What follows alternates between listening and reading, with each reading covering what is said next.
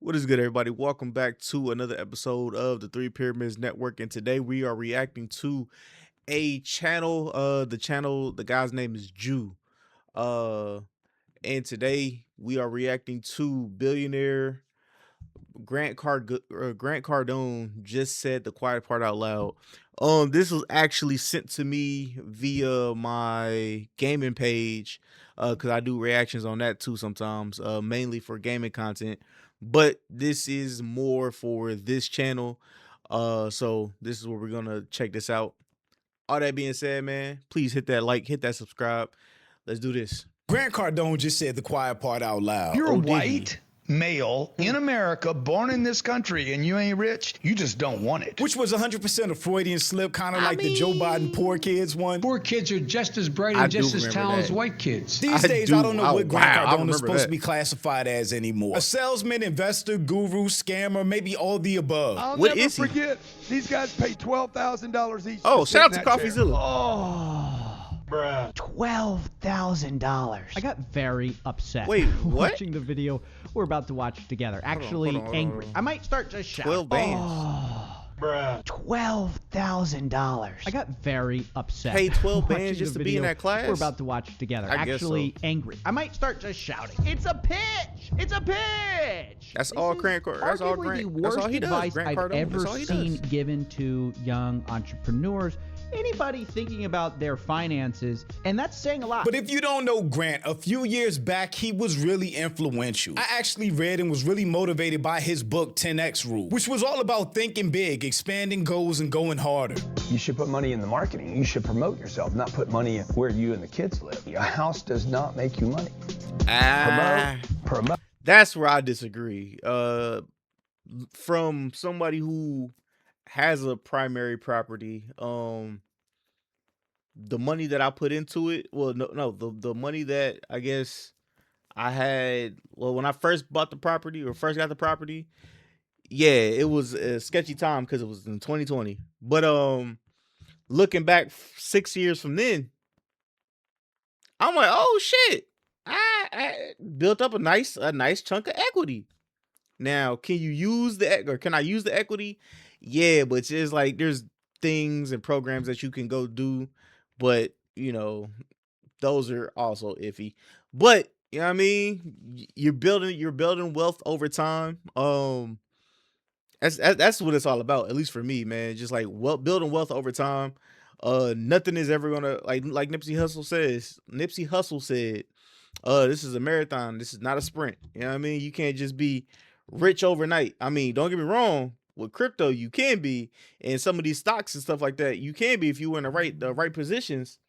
But you know what I mean? That's rare. That's rare. That's rare. I can't barely speak. Promote. If I die today, Elena and the kids will not have to worry about money. Then around 2015-16, he showed up on the Bigger Pockets podcast, which is a real estate pod that I was shout out to the listening Bigger to back when I was Pockets. really building my real estate portfolio. It's like When I first started getting into real estate, or doing research on real estate, I actually did check out the Bigger Pockets. I mean, the money's so cheap right now. Yeah. Really quick, on these, Yeah. on the properties you're buying, obviously you're buying larger properties. Where are you finding them? How are you learning about them? Is that just through the agents that you speak to, or? Yeah, I or mean, what you doing? people know me as a closer. You know. And again, the dude was inspiring I can and entertaining. see- He I kind can of see came it. I can across see like he that. was coked up. But not everything he said was factual always or thought he was even on made drugs. sense to most people. But his energy and drive to build wealth was contagious, at least for me. And I never really followed Grant too closely after that. But apparently somewhere along the line, he turned into a complete meme.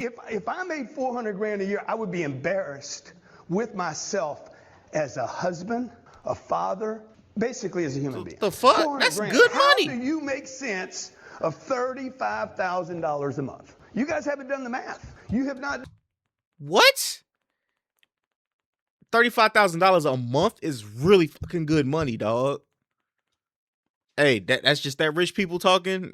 Done the math because Not you my cannot ballpark. live on 400 grand a year. To the Bro, point that he I'm now broke. comes across like a completely out of touch rich guy who's just saying stuff for shock factor to get clicks. Every 15-year-old kid should be doing this right now. If you're getting an allowance of $300 a month, buy a piece of real What?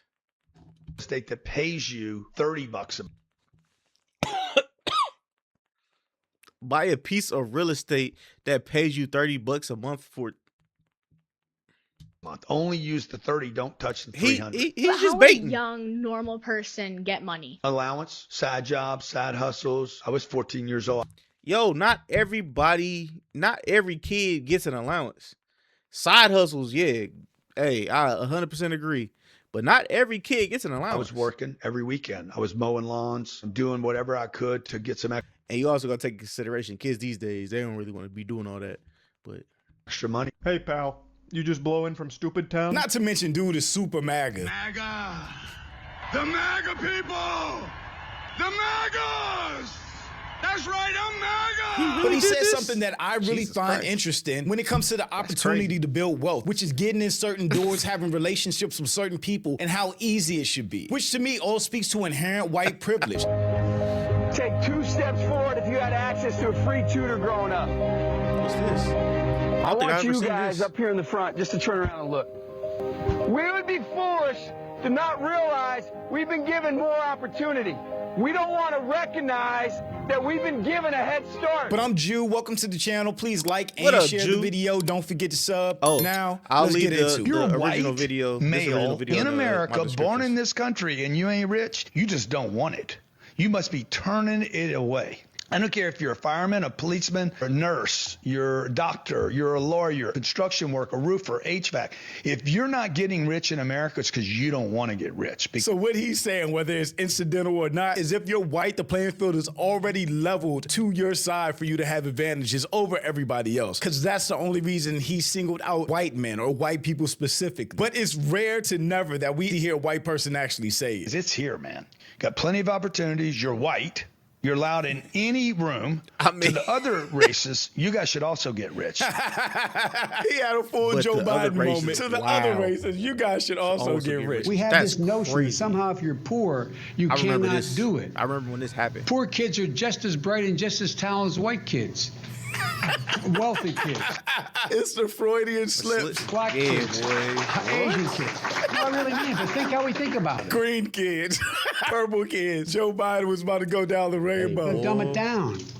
They can do anything anybody else can do, given a shot. Because there's proof and validation of too many people that come here that don't look like me that actually get rich. He's talking about immigrants specifically. So I went to look up what specific benefits some immigrants may be up for. I went They to the get a Office lot. of Refugee Resettlement, which speaks to a certain type of immigration process. But you may be eligible for federal mainstream benefits, such as assistance through temporary assistance for needy families or supplemental security income, health insurance through Medicaid, and food assistance through SNAP. You may also be eligible for cash assistance, medical assistance, employment preparation, job placement, English language training, and other services offered through ORR. ORR provides funding to state governments, resettlement agencies, and other nonprofit community-based organizations to provide benefits and services to eligible individuals. You can look at some of this stuff, which U.S. citizens aren't even eligible for. And if we're talking about the black community especially. That is a fucking fact, yo. Because what was it? It was 2021, I want to say. It was 2021 or 2022, something like that. When I guess the world started opening back up or whatever. Literally, so there were immigrants that were coming here that were getting basically thousands of dollars in grant money. And not even just grant money, but like the eligibility to buy a house, get capital for to start a business. And there were people, now mind you, I'm speaking from somebody who's seen this all happen and also like had close friends in this.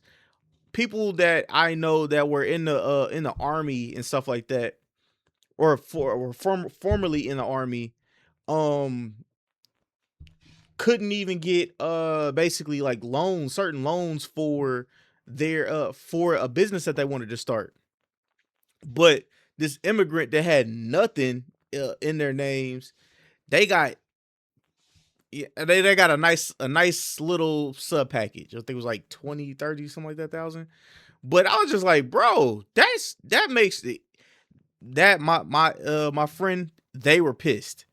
And then like honestly, like they started to send me more things of more individuals that were posting about that that they weren't able to get certain things, but immigrants were able to get certain things.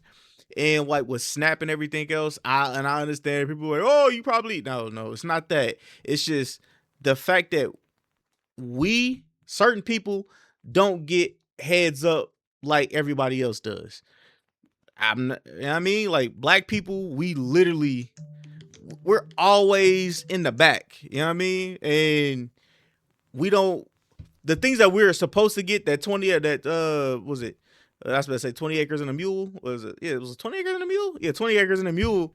We didn't even get that shit. And that was supposed to be for us because, never mind. I'm getting on my soapbox. Cash assistance, My bad, medical dog. assistance, My bad, employment preparation, and job placement. How many people struggling in the U.S. could benefit from that but aren't eligible for it? To be clear, black people have been far behind white people when it came to building wealth due to slavery in and of itself. Because black labor during slavery, during those 250 years of slavery, was completely free, which means white slave owners and every other institution that benefited from that free labor were allowed to make money and build wealth based off free labor, while black people weren't allowed to own anything and weren't free. In the year 2000, economist Robert S. Brown calculated that the income produced by enslaved people for their white owners prior to 1860 was between 1.4 trillion and 4.7 trillion in modern money. And when there was a slight hope of catching up through reparations, the government reneged. In 1865, at the conclusion of the Civil War that ended slavery, free slaves were promised 40 acres and a mule to build an economic future for themselves. But the government reneged on that deal, and black Americans started their free lives empty-handed. Imagine starting completely over from scratch. No money, nowhere to live, no education, no real work experience other than working in a field. Having to start over while the world around you just continues to move. By some estimates, that land will have been worth as much as $3.1 trillion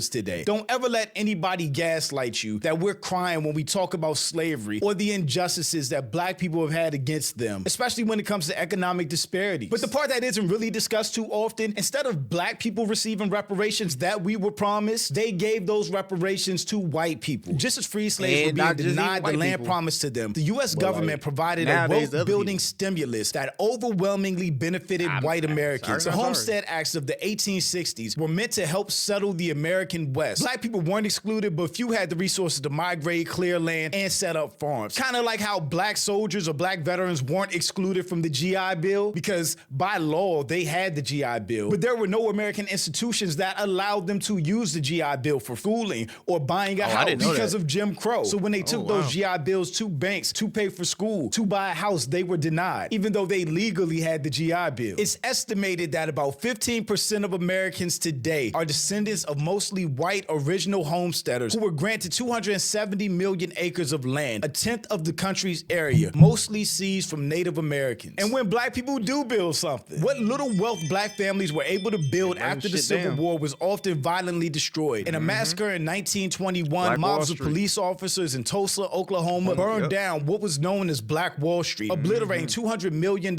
in homes and businesses and displacing 10,000 black residents. And we know that's not the only massacre when black people built something for themselves. Here's a picture of all the black massacres that have occurred in America, and these massacres have occurred in black towns. Every time we created a town or safe space, it was burned down or all but destroyed by white people. Lake Lanier was once a thriving black town called Oscarville, resulting in the forced displacement of almost 2,000 black community members, and then it was later dammed and flooded to create Lake Lanier. They also did this in Cowaliga, Alabama. Seneca Village in Manhattan is the current day Central Park, was once a thriving black neighborhood that had its own post office, own towns, own banks, own schools. But then when it became too prosperous, they said eminent domain, and they created Central Park. And that doesn't include things like redlining, where black people were and that's one thing that scares the shit out of me. I'm not gonna lie to you. That eminent domain thing,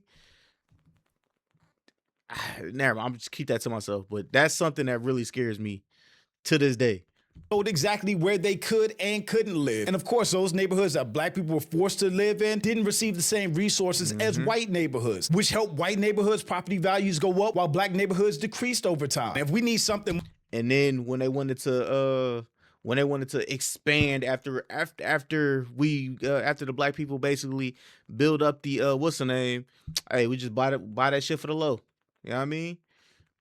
We'll let it go down. We'll let it be terrible for a little bit, and then we'll get it for the low. More recent, we can just go to hiring practices at somewhere like a mall. White, Asian, and Hispanic managers tend to hire more whites and fewer blacks than black managers do, according to a new study out of the University of Miami Business School Administration. Using more than 2 years of personnel data from a large U.S. retail chain, the study found that when a black manager in a typical store is replaced by a white, Asian, or Hispanic manager, the share of newly hired blacks falls from 21 to 17%, and the share of whites hired rises from 60 to 64%. The effect is even stronger for stores located in the South, where the replacement of a black manager causes the share of newly hired blacks to fall from 29 to 21%. This is 100% anecdotal from my own experience, but I've always found that when black people were in charge, when they were the hiring managers or supervisors, they still didn't hire all black people. Their staff or the people they hired would end up kind of looking like the rainbow. Some white people, Latinos, Asians, black people. But on the other hand, it definitely seems when white people are hiring, they generally hire white people, whether they're qualified or not. And when it comes to these pay gaps with black people starting so far behind, they very rarely ever catch up to their white counterparts. In average, hourly wages for black and Hispanic men are $15 and $14 respectively, compared with $21 for white men. Only the hourly earnings for Asian men at $24 outpace those of whites. And all of this kind of reminded me of that privilege exercise or experiment that happened like 8-10 years ago, where you step forward if you receive a certain privilege, and you can see how far back a lot of black people start. Everybody line up. Oh, and I want to say one thing.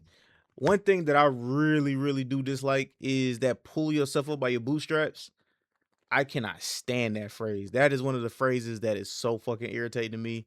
But shoulder to shoulder, take off your backpack. We are racing for a $100 bill. Before I say go, I'm gonna make a couple statements. If those statements apply to you, I want you to take 2 steps forward. If those statements don't apply to you, I want you to stay right where you're at. Take 2 steps forward if both of your parents are still married. Take 2 steps forward. Oh shit. If you grew up with a father figure in the home. Take 2 steps forward. Even right now, this is still hard to watch. If you had access to a private education. Take 2 steps forward if you had access to a free tutor growing up. Take 2 steps forward if you've never had to worry about your cell phone being shut off. And look, when they're stepping forward, they're not really looking behind them to see who they left or who didn't have the advantages they have. They're just stepping forward. And when you're in the front like that, you probably expect your life to be everybody else's life, right? Like everybody had the same opportunities, when that's just not the case. Take 2 steps forward if you never had to help mom or dad with the bills. This is tough. Take 2 steps all the time. If it wasn't because of your athletic ability, you don't have to pay for college. Take 2 steps forward if you never wondered where your next meal was going to come from. I want you guys up here in the front just to turn around and look. When you're forced to turn around and look at everybody who didn't have the same advantages of you, when you just got 20 steps ahead of them at the starting line. Every statement I've made has nothing to do with anything any of you have done. We all know these people up here have a better opportunity to win this $100. Does that mean these people back here can't race? No. We would be foolish to not realize we've been given more opportunity. We don't want to recognize that we've been given a head start, but the reality is we have. Now, there's no excuse. They still got to run their race. So these people up front is who Grant Cardone is talking about. You're white, male, in America, born in this country, and you ain't rich, you just don't want it. All you have to do is run your race in which you already got 20 steps of an advantage over everybody else. They still got to run their race. You still got to run your race. No matter what the gaslighting think pieces say online, black people do not have the same starting line in a race to build wealth as everyone else. There are doors that are open automatically for other groups, especially white people, that will never be open for us unless we sneak in or force them open through exceptional knowledge, talent, or connections that are willing to vouch for us to get us in those doors. Everybody knows this. They just refuse to admit it. Having people who see something in you and basically what's the word I'm looking for? Having somebody that sees something in you, and you're willing to learn and train with that individual, yo, it is like a mentor or something like that. It can be a real life changer, man. Yeah, The I got it out the mud narrative completely falls apart. When the truth is, most of these people were standing on solid ground the whole time. All they had to do was dust off their shoes and then shake the right hand. And there's nothing wrong with the black community pointing that out. We should be able to acknowledge our disadvantages while still moving forward, improving our credit, building our savings, investing for the future.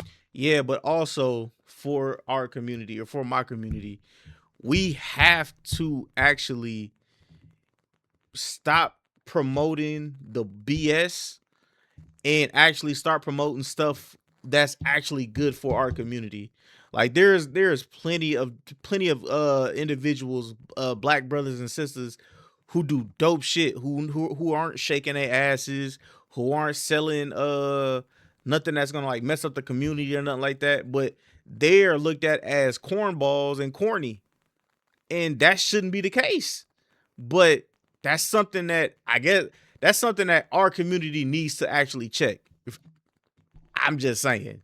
And creating wealth. Because to know where you're going, you have to know where you've been. And that's why that clip from Grant Cardone matters so much. Because it accidentally acknowledges the truth that all black people have already known. We just aren't at the same starting line as everybody else. And we have to work and grind harder to catch up. But shout out to my channel members.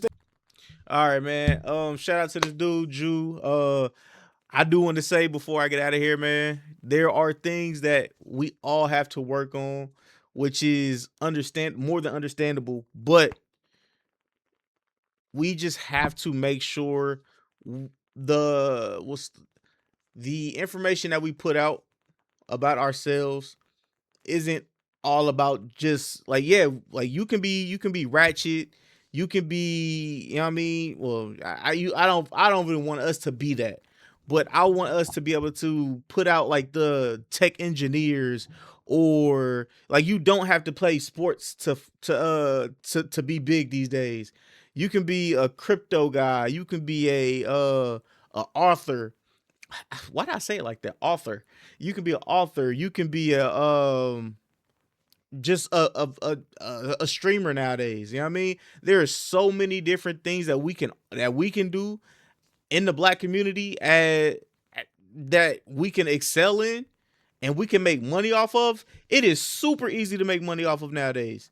You just have to, we just gotta start pushing stuff. Like we gotta push more positive than just hyping up all the negative bull. But that's just me.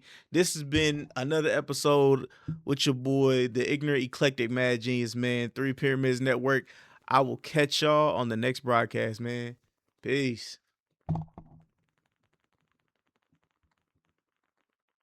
Oh, before I go, hit that like, hit that subscribe, and hit me with a super hype.